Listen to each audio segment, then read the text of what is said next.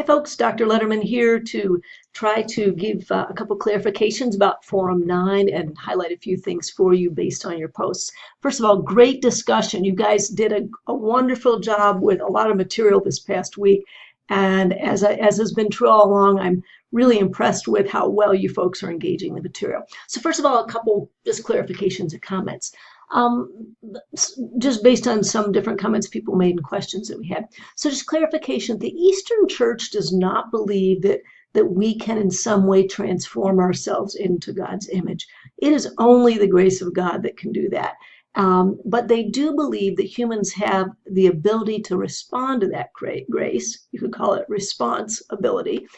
And that because of that, we are not, in a sense, passive objects that God works on, but instead that God respects human beings, and because of the freedom He's given us, there's a kind of respect and a willingness to engage that freedom and not to kind of run it over. And so we're not passive objects that God just does what God sovereignly wants to do with everybody, but there's a much more complex interaction with human beings where we are invited to respond, commanded at times, and invited to respond to the loving grace of God.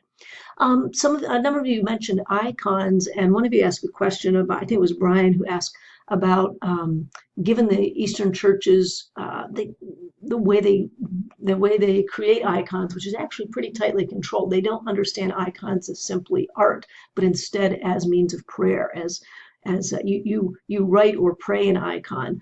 You don't paint an icon per se. So Brian, I think, asked about how does that interact with other cultures? That's a great question. So while I have great respect for the Eastern Orthodoxes in the sense of guarding the tradition carefully, it simply is the case that our cultures, as you could tell from that formation field, our socio-historical situatedness does impact how we live. And so there are other folks who have created icons who aren't necessarily in the Eastern Orthodox tradition. And one of the best representatives I can think of about with that is Robert Lense. He's written a book, put together a book with commentary by Edwina Gately called Christ in the Margins. And in this book, just to give you a couple quick examples, Chris Krekus mentioned, I think it was this one that she mentioned, one of the pieces he's done is called the Apache Christ. And so that would be, this is an example of icon work that he's done that again kind of transcends the Eastern Orthodox basic tradition. Here's another one called Mother of God, Mother of the Streets. That is let's see if I can get that glare, there we go. Another example of the way iconography has crossed cultures. Just one more, again, to give you a flavor of this. This is his icon of Perpetua and Felicity, who were saints who were martyred in early 200s.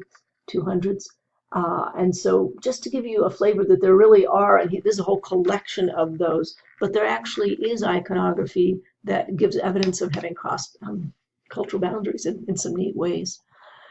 Many of you mentioned appreciating Owens, and I hope you also read Shigematsu's work on sexuality, and you may had some great comments and questions about it. One of the main points being made there is that sexuality is not simply a matter of genitals. While sexuality obviously includes all of our bodies and our genitalia, it's not limited to that. And as Owens and Shigematsu point out, and others have also written, that sexuality in many ways is an expression of that human longing for connectedness. And theologically, we understand that as being, first of all, grounded in our longing and need for God, connecting with God, as well as with other people. And one of the points that came up in a couple posts was that this idea of what does it mean to bring forth life, sexually bringing forth life. And some of the point, I believe that especially, I think it was Shigematsu made this point, I think, particularly well, was that that's not only a matter of biological procreation of babies, although it includes that, but that there is a kind of life that one, as being made in the image of God and as we're redeemed in Christ, that when we are living the life that we are privileged to do and empowered in Christ, that we actually bring forth life in each other in all kinds of ways. So it doesn't matter if you're single, married, that's pretty irrelevant to that. I've had some incredible conversations with persons, male, female, who are single, that have been extremely life-giving in my own life. And I hope I've done that for others. And part of life in that sense is this larger affirmation of who God is, and the delight of different people, that every person that God has made. So just to clarify that bringing forth life isn't only about biological babies. It doesn't exclude that, but it is certainly not limited to that. And actually, part of our being in the Imago Dei, and part of that expression of human sexuality in that broader sense of connection, intimacy, vulnerability with each other, has to do with bringing forth life, not only biologically, but the life of the Spirit in one another, as God enables us to. And just one more comment on that. Somebody's post brought up the issue of purity, and I just want to make the comment that in Christian history, often the concept of purity has been associated primarily with sexuality, and that simply isn't the main biblical point of purity. Purity is much larger than that, and often refers actually to a single-heartedness, a single-hearted love for God. Even in the monastic traditions, you may have heard of the vows of, vow of poverty, vow of, poverty, chastity. I'm trying to think what the third one is. It's slipping my mind right now.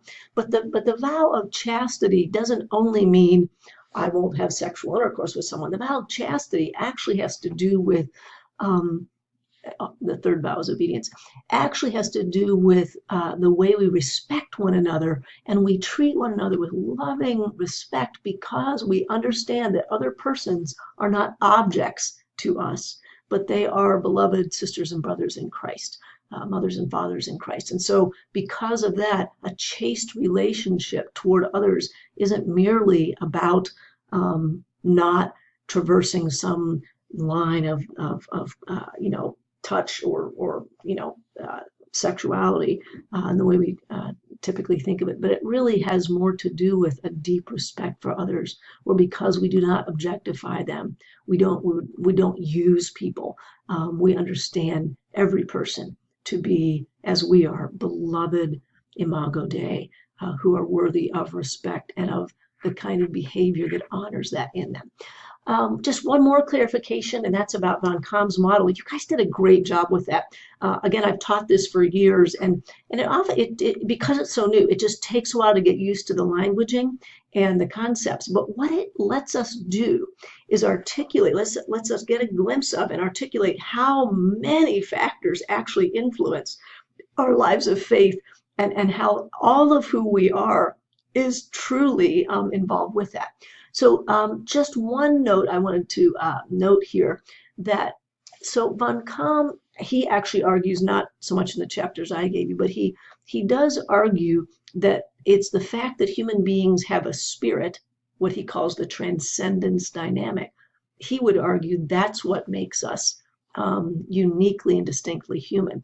What he means by our human spirit is primarily a receptivity to something larger than us, something beyond us, which he understands and which we understand as Christian persons to be the Holy Trinity.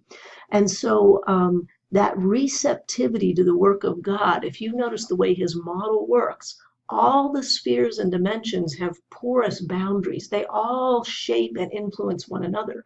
So, and are influenced by all the other spheres and dimensions. And what Von Kamm would argue is that a person who is empowered and redeemed in Christ has all those various facets of who we are as human beings, and that those are open to especially the influence of the Spirit, the influence of the human spirit that makes us receptive to the influence of the Holy Spirit, who is the one who speaks into our life that which is beyond us and beyond our sense, our abilities, and our senses.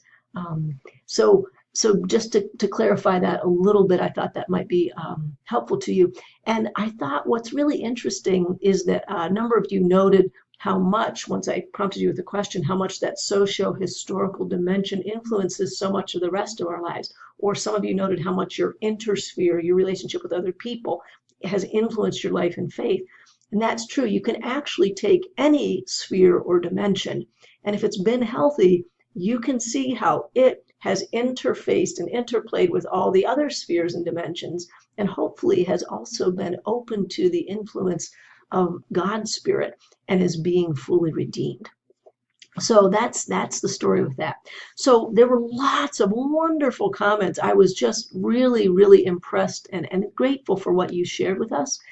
To keep this video so it's not too long, I'm not going to go through everyone's posts and make comments this week like I did last week, although I have noted those myself and really appreciated what you did in your discussions together this week. And I just encourage you to keep up the good work. You're just doing marvelously.